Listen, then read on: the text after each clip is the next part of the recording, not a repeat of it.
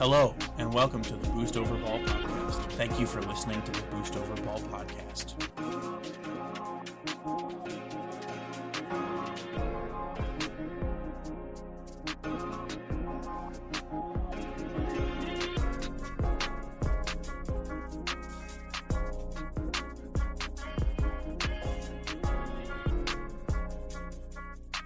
What I found is you have to, that's where you start to learn each of the opponents in each game. It's like there are some games where it's just like, okay, this person's a monkey. They're going to challenge instantly as soon as they come near the ball. And like, I am still learning how to counter that because I know that once I figure out how to do, it's super easy. I've seen enough people destroy me when I was FL and challenged everything to know that it's possible if you know how to do it. Yeah, generally if you can, with the first guy in that clip, you put it right around him when he went to challenge. Just do that. Yeah.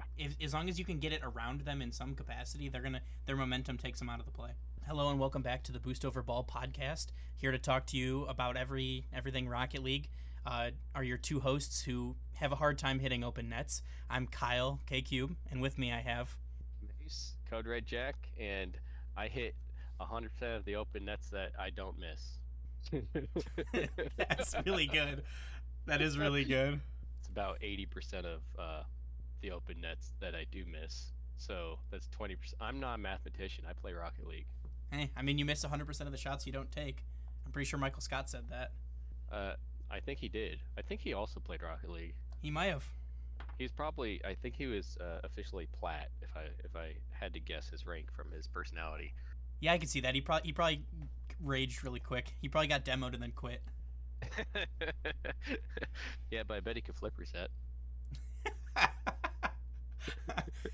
The past weekend we had the European Fall Cup. Also, the South America and Middle East North Africa regions also competed.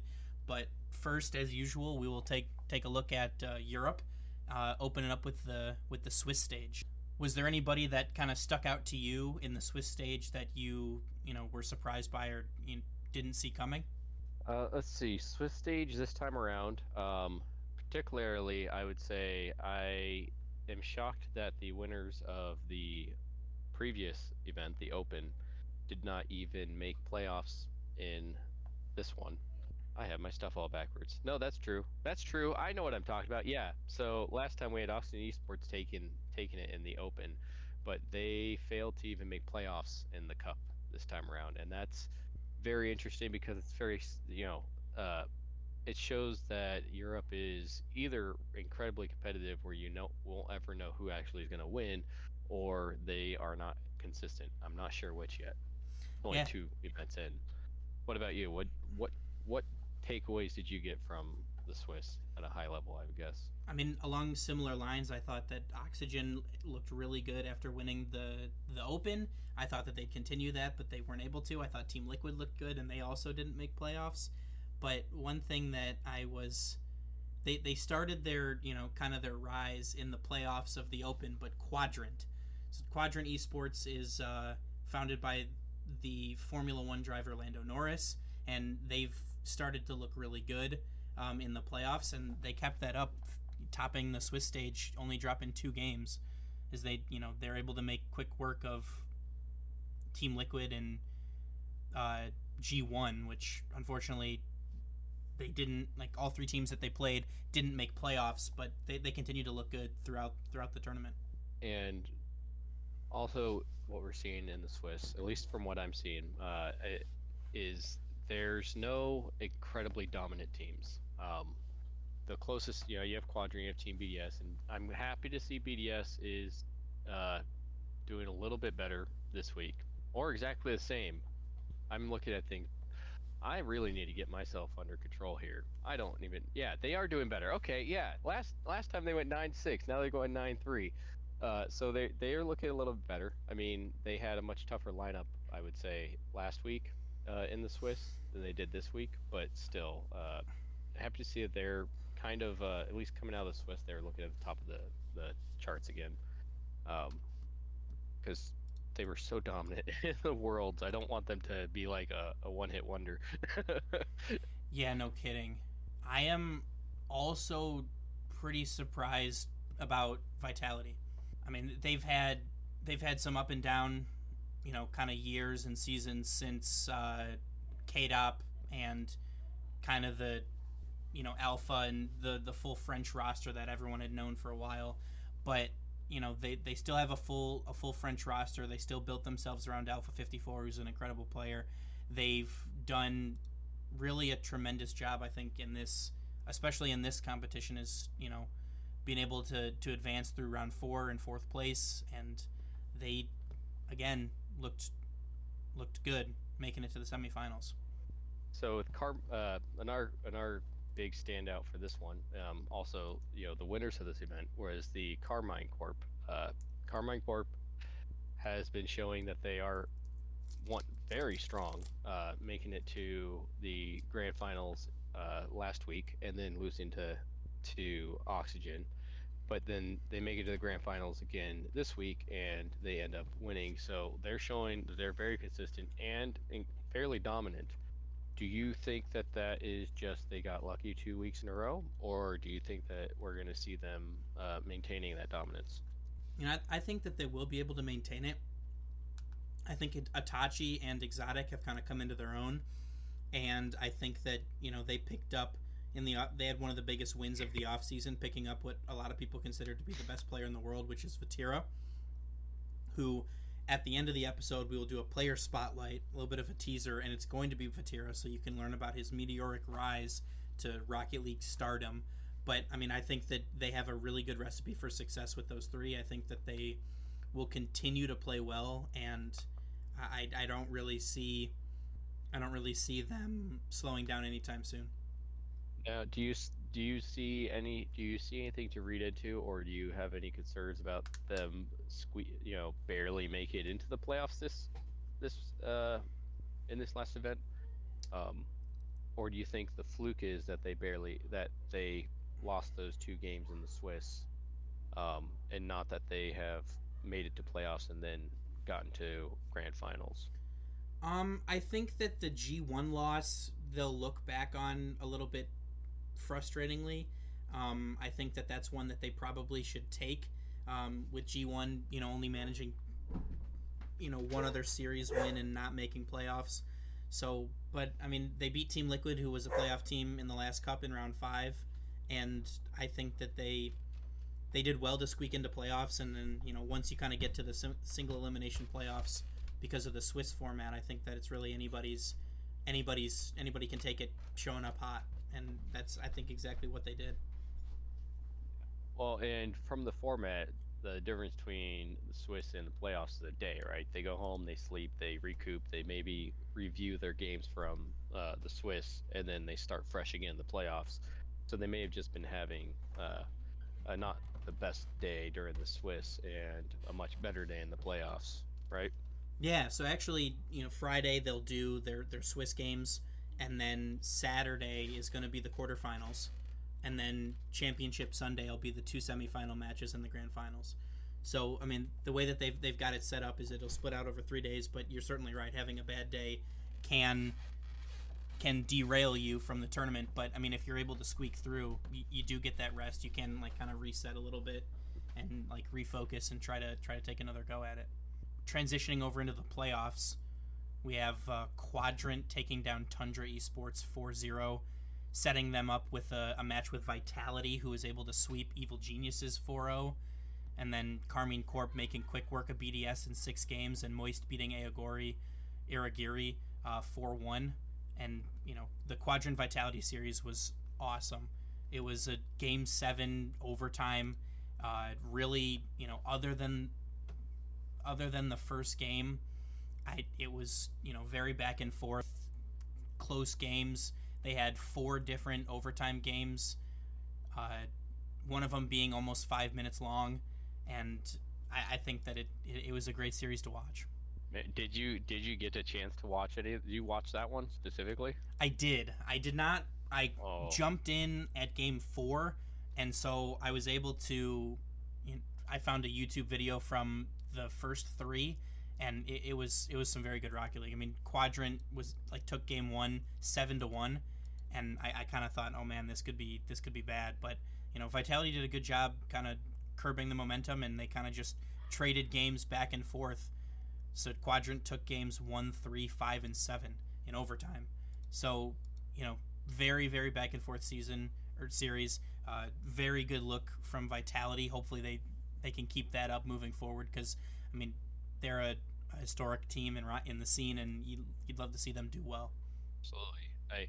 I'm gonna have to go back and watch that, because that's just I don't know if I've seen a series that close before yet this season. We've seen plenty of them go 7 games, right?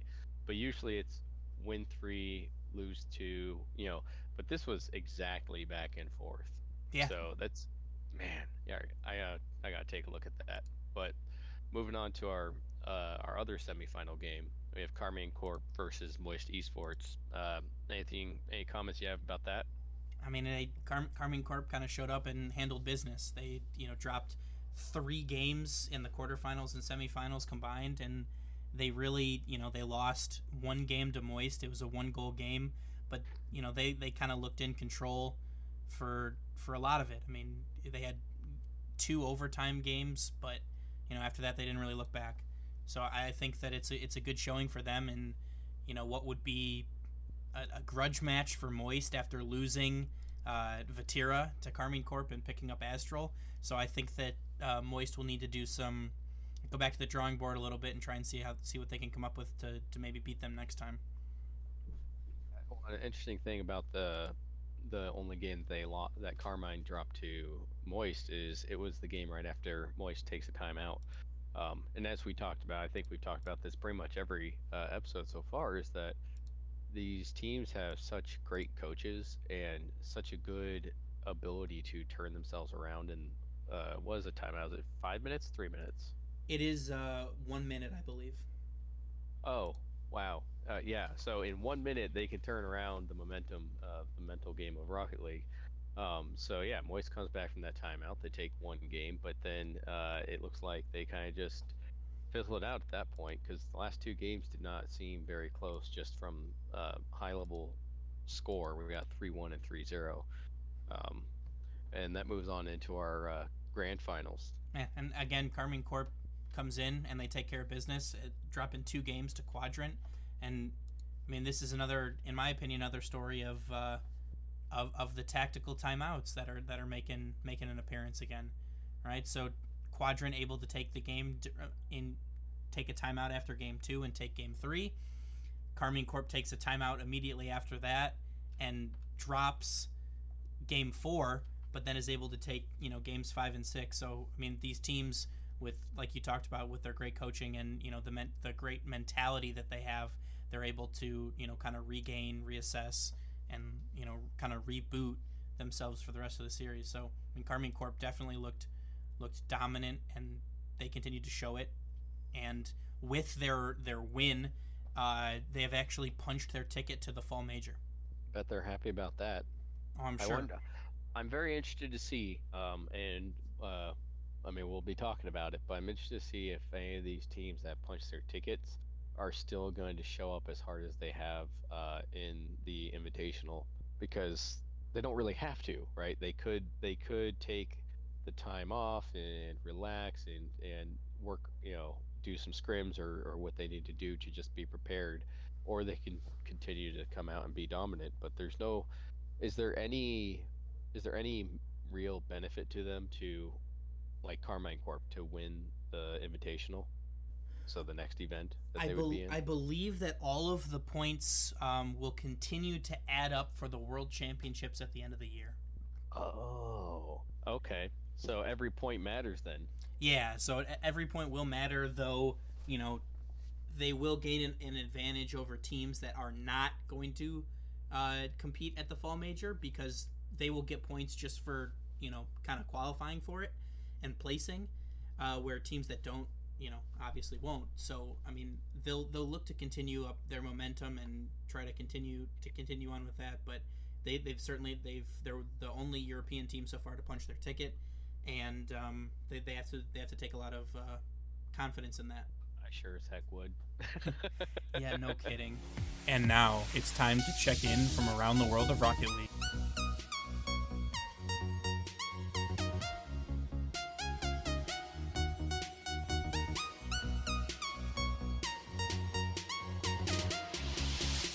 This is Rocket League!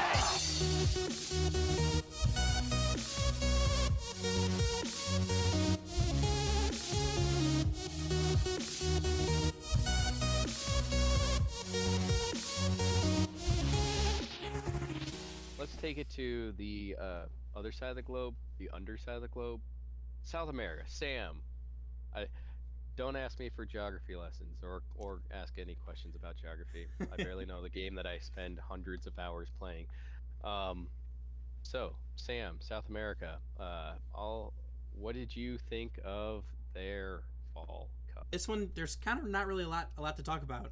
The club, who are your representatives, one of your representatives for Sam in the World Championships from last year, had, I believe, the first ever perfect run. They didn't drop any matches in Swiss. They swept everybody in playoffs, and they were purely unstoppable in their march to claim victory there. They played Team Secret in the grand finals, who only dropped 4 matches until they got to the grand finals, and were unable to even take a game off of the club. So they've definitely taken the place up that Furia left behind when they moved to NA, and they looked great.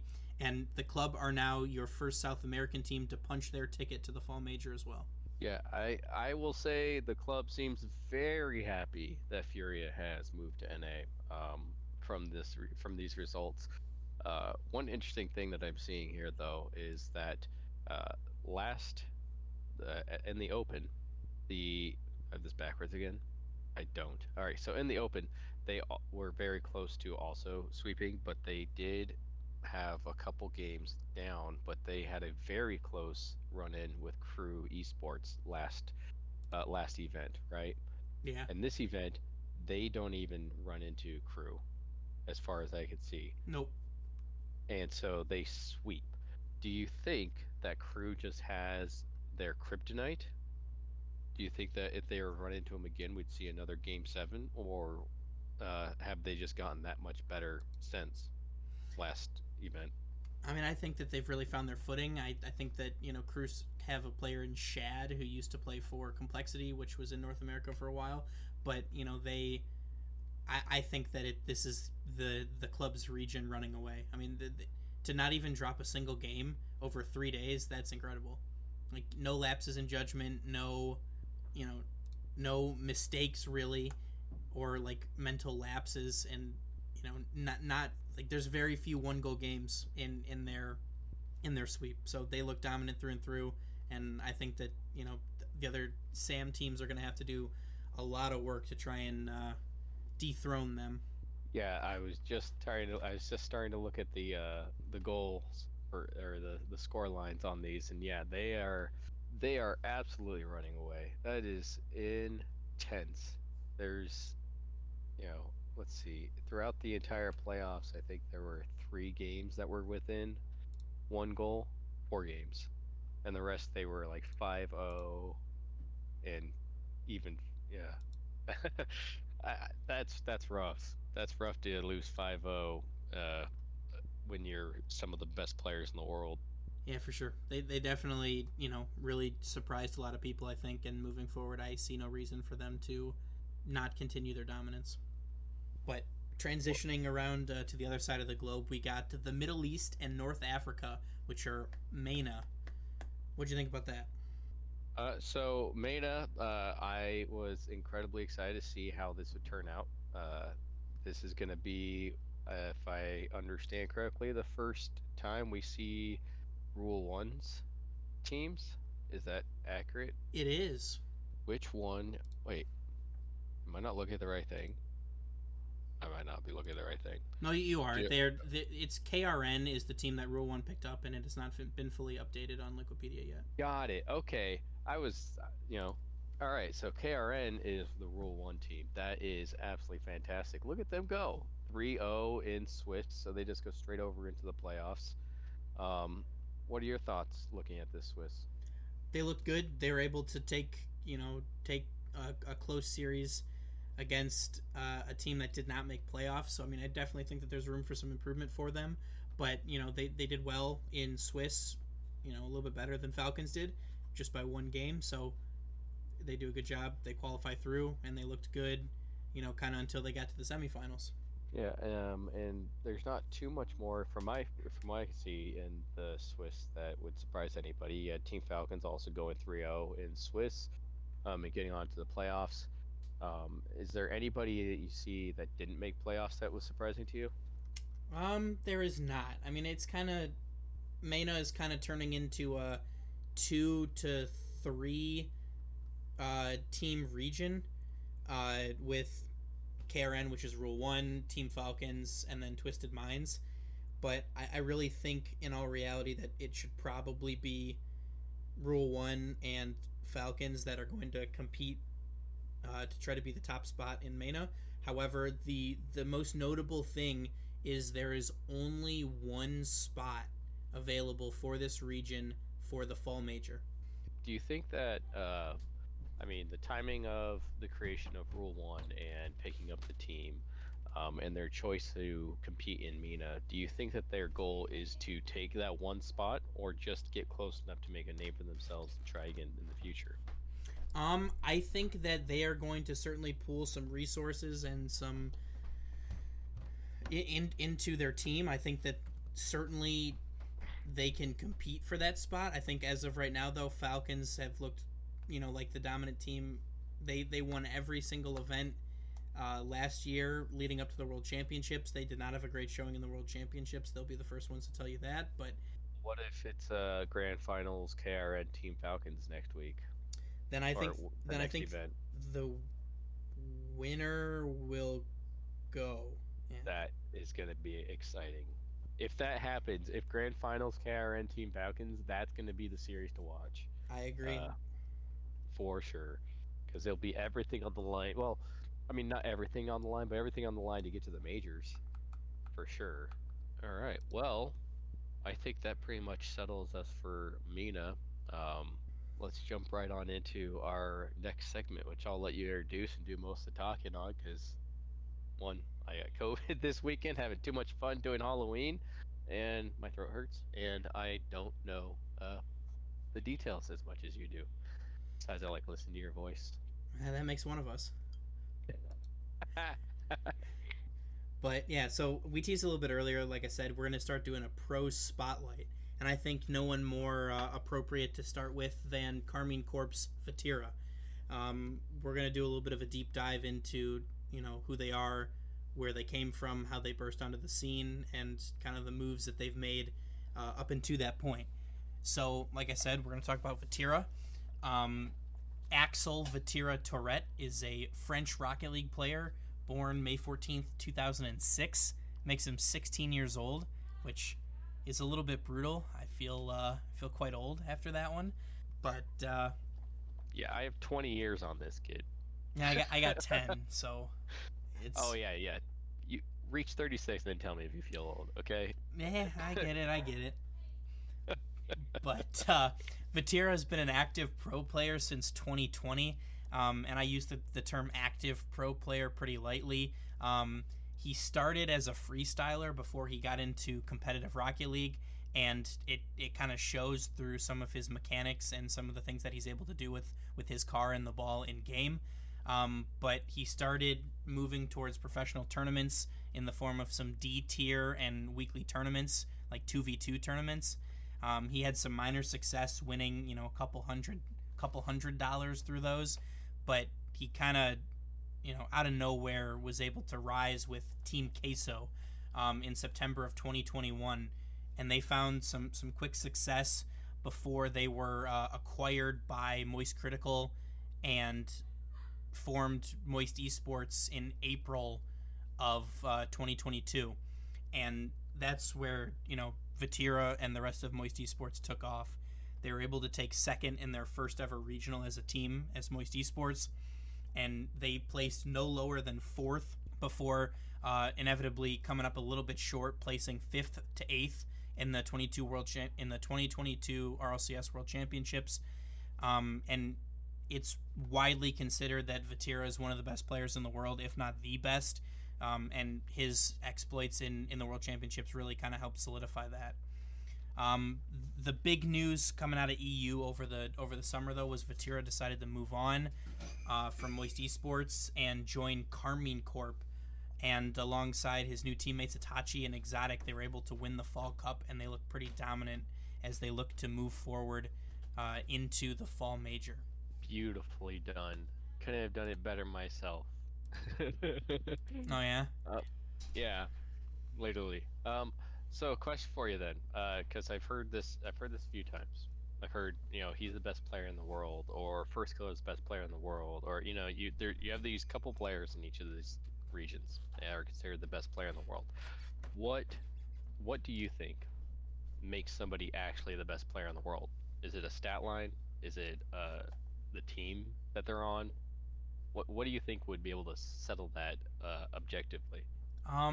For me, looking at it, kind of as a coach, like the best player to me, I mean, mechanics are what's going to be what sticks out to, viewers and players alike, because that's the highlight reel plays. That's the things that kind of pop off on TikTok or Twitter, or Twitch or anything like that, and you get the cool commentary. But for me, it's his consistency. He's so consistent with his mechanics. He can pull a flip reset out of anywhere. He hits double touches like it's his job, because it kind of literally is. But he's very consistent. He's a good team-based player. He can, use his mechanics to get out of trouble and also to create for himself or for his teammates. He does a great job separating himself from those competing against him by using, his extremely high-level mechanics, and himself and his teammates are able to capitalize on that very frequently. So, I think we talked about this before, but the number of top-level players, the number of the First Killers and Vatiras, most of them have made their names in 1v1s, right? They're ones mains, or they have played predominantly ones at some point either now or recently. But he's comes from a freestyling background. Do you think that's what sets him apart? I think it's certainly one of the things that sets him apart. I mean, it's very unusual for freestylers to come into RLCS and make a name for themselves. Pulse Evample, who I'd consider one of the most mechanically gifted players in the world. Certainly at dribbling and flicks is not really hasn't chosen not to, or hasn't really had much success moving into RLCS. Jazer tried to play in RLCS for a little bit. He's a content creator for NRG now. I think that a lot of freestylers find it difficult to transition, but Vatira was able to kind of combine the the mechanics necessary for being an RLCS player with rotations and understanding tactics and things, along with his incredible mechanical expertise and ability. And he certainly is dangerous anytime he touches the ball. I want to grow up and be just like him. Can you teach me, coach? I don't know if anybody could ever be like Vatira, but he's a very unique player, and he's a pleasure to watch. Oh man, every one of them. But yes, I need to spend more time watching Vatira. But I mean, if he's anything, I mean, he's got to be better than. I don't know. You're saying he's best, which means you think he's better than First Killer, right? I think he can be better than First Killer. I think that he's done it more consistently, and for me at least, kind of one of the measuring sticks is do they show up at LAN events, at major tournaments when the pressure's on. I mean, Vatira was on Moist last year, and we were there. During the World Championships, we were there. We saw them play, and anybody who was there, anybody who was watching, would have called Moist First Furia the actual World Series, or the actual Grand Finals, because that game was absolutely phenomenal, that whole series. So, do you think that things being different, if why did you taught me how to say this 2 weeks ago? I mean, I just call him Yan or Yan. Yan. You said that exact thing to me 2 weeks ago. I will remember 3 more times from now. Anyway, Jan, if Jan hadn't hit that crucial shot and won the game, if Moist instead had taken that last game, do you think that Moist would have been the World Championship champions last season? I think that they had a better shot of beating BDS than Furia did. I think that, we kind of set up, kind of the whole EU versus NA thing because G2 took down FaZe to move to the grand finals. But I think that had Moist beat Furia, I think that they probably would have gone to the grand finals. Well, now I'm going to be twice as excited to watch and see where they go from here. Because Karma and Corp is, pretty dominant this season. So, I mean, I'm excited to see what happens with this Fall Invitational, because as of right now, Gen G Mobile 1, the club, and Karmine Corp are the only 3 teams that have secured their spot in the Fall Major. So, what's the next event coming up? Is it it's the NA Invitational, right? Yes. All right. Well, let's do a little preview of that. Specifically, who are you rooting for? Who do you think is going to take it? Considering we now have 2 different events previously to build our expert opinions off of. Oh yeah. And that's the end of it. I sounded like I was going to continue on because I thought I was, and it just ended. So yeah, that was the end of the question. Sorry.